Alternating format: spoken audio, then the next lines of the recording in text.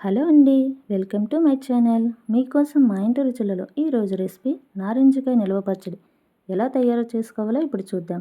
ముందుగా నారింజకాయలను కడుక్కొని తడి లేకుండా తుడుచుకోవాలి. తరువాత కాయలను చెక్కుకొని చిన్న ముక్కలుగా కట్ చేసుకోవాలి. కట్ చేసుకున్న ముక్కలలో పిక్కలు లేకుండా తీసుకోవాలి. తరువాత ఒక జాడీని తీసుకొని తడి లేకుండా చూసుకోవాలి. 15 నారింజకాయలకు పావు కేజీ కల్లుప్పు తీసుకోవాలి. తరువాత ఆ జాడీలో కొంచెం ఉప్పు, కొన్ని ముక్కలు, మళ్ళీ కొంచెం ఉప్పు, కొన్ని ముక్కలు ఇలా చూపించే విధంగా మొత్తం లేయర్స్గా వేసుకొని మూత పెట్టుకొని 3 రోజుల పాటు పక్కన పెట్టుకోవాలి. ఆ 3 రోజుల తరువాత ఆ ముక్కలను ఎండలో ఎండబెట్టుకోవాలి. ఆ మిగిలి ఉన్న రసాన్ని కూడా ఎండలో ఉంచాలి. ఆ ఎండిన ముక్కలను మరలా ఈ రసంలో వేసుకొని కలుపుకోవాలి.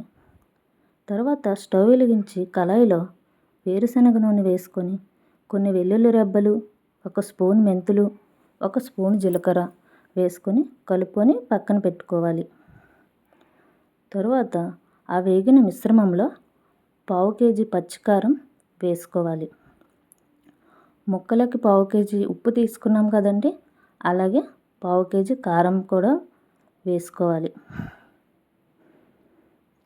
తరువాత ఆ ఎండిన ముక్కలను కూడా ఈ మిశ్రమంలో వేసుకొని కలుపుకోవాలి.